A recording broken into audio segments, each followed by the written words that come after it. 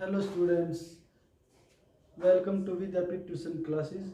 तो आज हम पढ़ेंगे 10th क्लास का सबसे मोस्ट इम्पोर्टेंट चैप्टर फिजिक्स का लाइट रिफ्लेक्शन एंड रिफ्रैक्शन। जो 10th क्लास का सबसे इम्पोर्टेंट चैप्टर है और हम जो जिसके पार्ट में पढ़ते हैं, जो +2 क्लास में ऑप्टिक्स नाम से जो यूनिट है, उसमें हम वो बहुत से फिनोमिना पढ़ते हैं, बहुत से फिनोमिना रिफ्लेक्शन एंड डिफ्रैक्शन के अलावा इंटरफेरेंस डिफ्रैक्शन जो बाद में आएंगे वो हम पढ़ेंगे 12th क्लास में। यहाँ पे हम मेनली पढ़ेंगे रिफ्लेक्शन एंड रिफ्रैक्शन। तो सबसे पहले है लाइट कि लाइट क्या होती है। तो light is form of energy. क्या है? Light is form of energy, वो एनर्जी है जो which needed to see things around us. जो हमारे आसपास जितने भी, जो ह्यूमन आई डिटेक्ट करता है, क्या करता है? ह्यूमन आई डिटेक्ट करते हैं।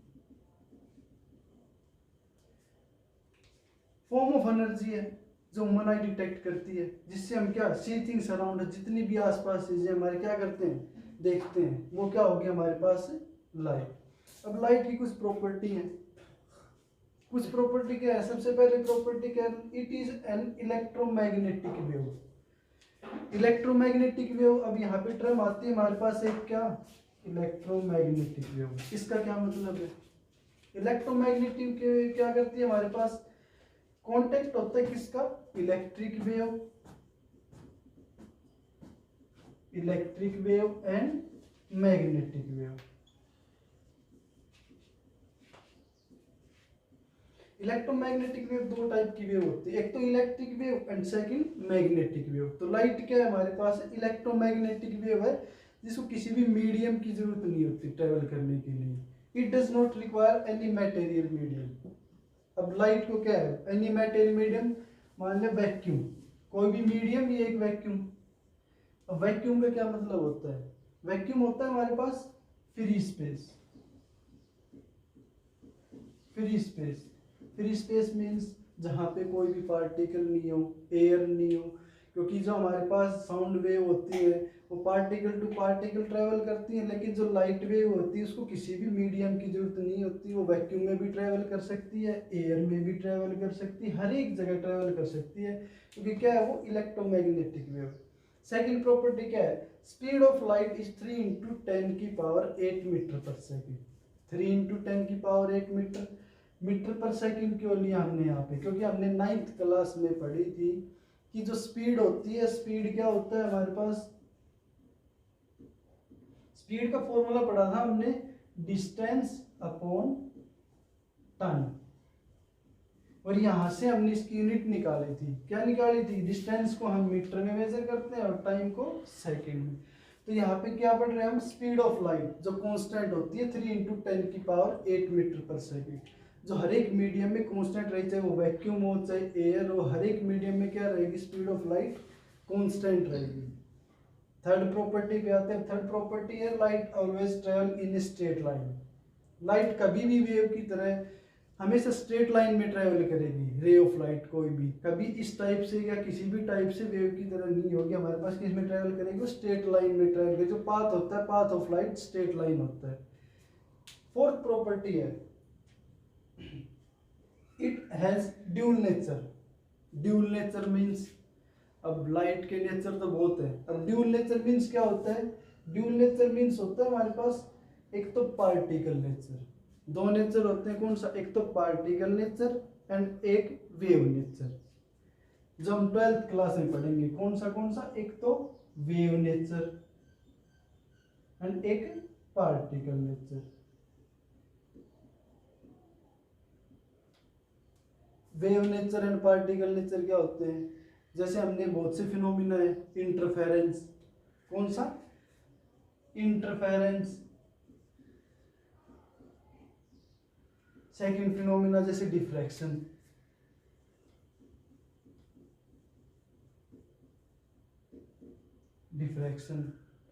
या और पोलराइजेशन, एक और फिनोमिना है। कौन सा? पोलराइजेशन। ये 3 फिनोमिना जो किसमें? वेव नेचर में आएंगे हमारे पास। जो वेव ट्रेवल करेंगी, जो लाइट ट्रेवल करेगी, जो वेव नेचर, जो ड्यूल नेचर, जो वेव नेचर में आएंगे इंटरफेरेंस, डिफ्रैक्शन और पोलराइजेशन, जो 12th क्लास में फिजिक्स जो ऑप्टिक्स है वहाँ पे 6th यूनिट वहाँ पे पढ़ेंगे हम तीनों फिनोमेना।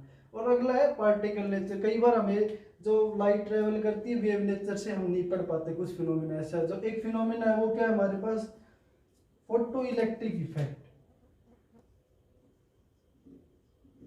फोटो इलेक्ट्रिक इफेक्ट, जिसमें जो हम सपोज करते हैं लाइट को, कैसे सपोज करते हैं, पार्टिकल नेचर। जो लाइट का नेचर वो alpha particle, alpha rays particle में हम इसको सपोज करते हैं, वो क्या होता है, फोटो इलेक्ट्रिक इफेक्ट। अब हम यहाँ पे पढ़ेंगे लाइट का, ये होती है इसकी प्रॉपर्टी। जो मोस्टली सबसे पहले क्या है, इलेक्ट्रोमैग्नेटिक वेव होती है, इलेक्ट्रोमैग्नेटिक वेव जिसको रिक्वायर्ड मटेरियल मीडियम नहीं होता किसी भी चीज़ का। सेकंड क्या है, जो स्पीड ऑफ लाइट है कांस्टेंट क्वांटिटी है 3 × 10⁸ मीटर पर सेकेंड। जब हमने स्पीड का फॉर्मूला से वहाँ से क्या निकाली, इसकी यूनिट निकाली थी। थर्ड क्या है कि ड्यूल नेचर है। ड्यूल नेचर दो टाइप के नेचर होते हैं लाइट के, एक तो वेव नेचर एंड एक पार्टिकल नेचर। वेव नेचर क्या होगा हमारे पास, interference phenomena, diffraction phenomena and polarisation.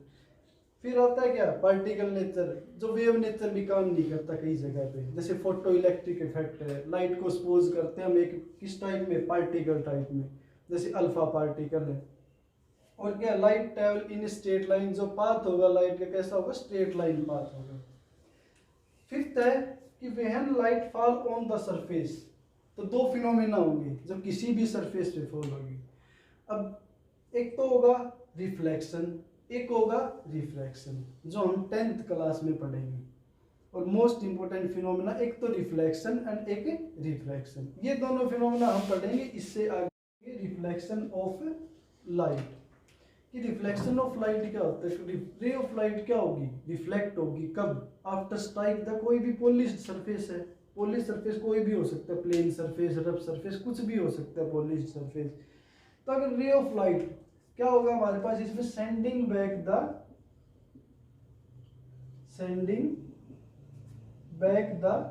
रे of light,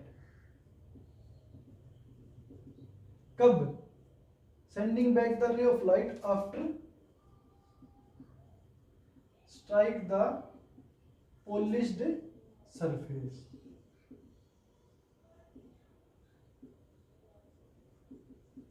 sending back the ray of light after strike the polish, अगर कोई रे ऑफ लाइट, मान लिया ये कोई भी रे ऑफ लाइट है, यहाँ से रे ऑफ लाइट ट्रेवल कर रही है, कोई भी पॉलिश सरफेस है, को मान ले कोई भी प्लेन सरफेस, अगर टकरा के सेंडिंग बैक, रिफ्लेक्ट बैक होती है, इसको क्या लिख सकते हैं, सेकंड हम रिफ्लेक्ट बैक लिख सकते हैं। टकरा के वापिस आए, वो क्या हो गया हमारे पास, रिफ्लेक्शन ऑफ लाइट। उस फिनोमेना का कहेंगे हम रिफ्लेक्शन ऑफ लाइट। अब इसमें एक डायग्राम है, ये मान ले कोई भी सपोज करते हैं प्लेन मिरर या कोई भी पॉलिश्ड सरफेस है, ठीक है।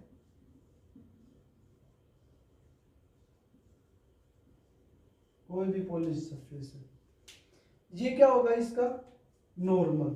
अब इसको नॉर्मल क्यों बोलते हैं, क्योंकि जो हमारे पास जो सरफेस इसके साथ ये बनाएगा 90 डिग्री का एंगल, क्या बनाएगा हमेशा 90 डिग्री का एंगल, तो क्या होगा ये नॉर्मल बोलते हैं इसको।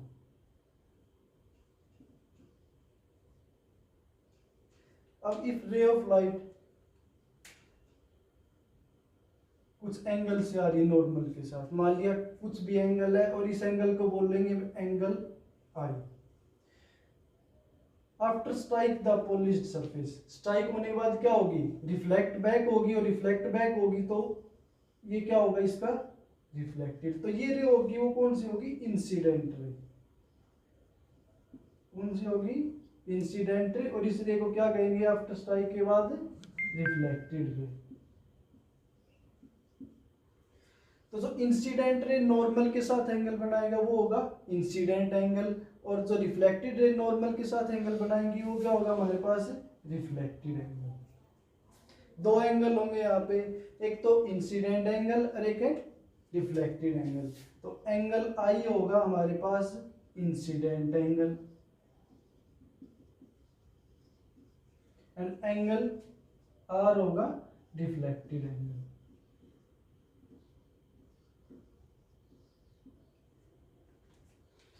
अब यहाँ पे इसकी दो प्रॉपर्टी है रिफ्लेक्शन ऑफ लाइट की। फर्स्ट प्रॉपर्टी क्या है, फर्स्ट क्या कहता है हमारे पास, ये कहता है फर्स्ट कि angle of incidence is equal to angle of reflection, angle I equal to angle R, angle of incidence is equal to angle of reflection always. चाहे प्लेन सरफेस हो चाहे रफ सरफेस हो, कैसा ही सरफेस हो, जो हमारे पास इंसिडेंट एंगल होगा वो किसके इक्वल होगा, हमारे पास रिफ्लेक्टेड एंगल के इक्वल होगा। सेकंड फिनोमेना क्या कहता है इसका, सेकंड ये कहता है कि इंसिडेंट रे, कौन सी रे, इंसिडेंट रे,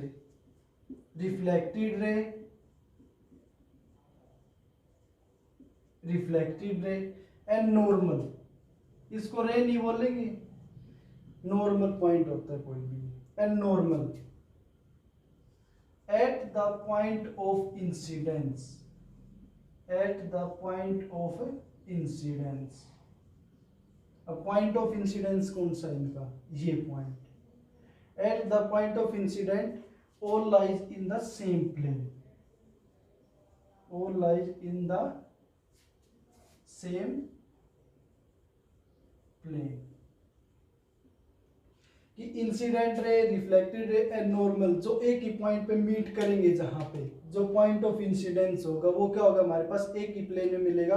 अब यहाँ पे दो प्लेन कौन से, एक तो ये प्लेन है, एक ये नीचे वाला प्लेन है, तो दो मीडियम बोल सकते हैं, दो प्लेन बोल सकते हैं, तो इनका प्लेन क्या होगा, हमारे पास एक ही होगा यहाँ पे।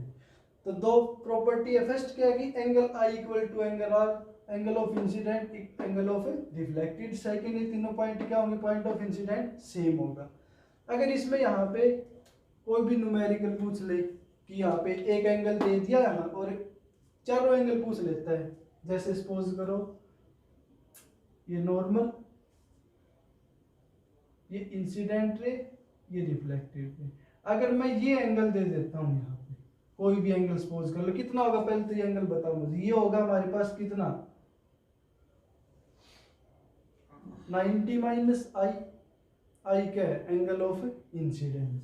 या अगर सपोज करता हूँ ये एंगल दे दिया थीटा और इस एंगल की वैल्यू दे दी 45, ठीक है, तो अगर कहता है कि एंगल आई और एंगल आर निकालो क्या होंगे, तो कैसे निकालेंगे, हमारे पास अगर ये थीटा 45 डिग्री दे रखा है, टोटल एंगल कितना होगा यहाँ से यहाँ तक का 90 डिग्री। हमने पढ़ा है कि नॉर्मल है, नॉर्मल कितना एंगल बनाएगा 90 डिग्री, और 90 में से ये एंगल दे दिया 45, तो एंगल ऑफ इंसिडेंट कितना बचा, एंगल ऑफ इंसिडेंट कितना बचेगा 90 माइनस 45, कितने बचेंगे 45 डिग्री का।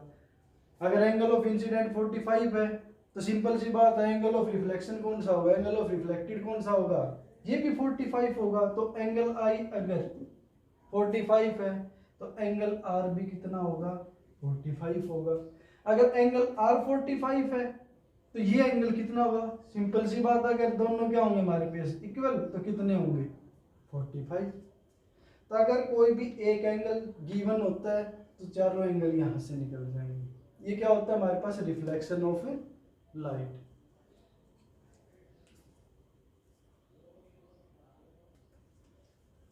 तो ठीक है, ये होगा हमारे पास रिफ्लेक्शन ऑफ लाइट। तो स्टूडेंट्स आज के लिए इतना ही, तो हम कल स्टार्ट करेंगे प्लेन मिरर के बारे में पढ़ेंगे। दो टाइप के स्फेरिकल मिरर होंगे, कनकेव मिरर, कन्वेक्स मिरर, तो धीरे धीरे हम उनके बारे में पढ़ते जाएंगे। तो कल पढ़ेंगे हम प्लेन मिरर के बारे में। अगर कोई भी डाउट हो इनसे रिलेटेड तो कमेंट सेक्शन में कमेंट करें, और जिसने चैनल सब्सक्राइब नहीं किया हो वो चैनल को सब्सक्राइब कर लें।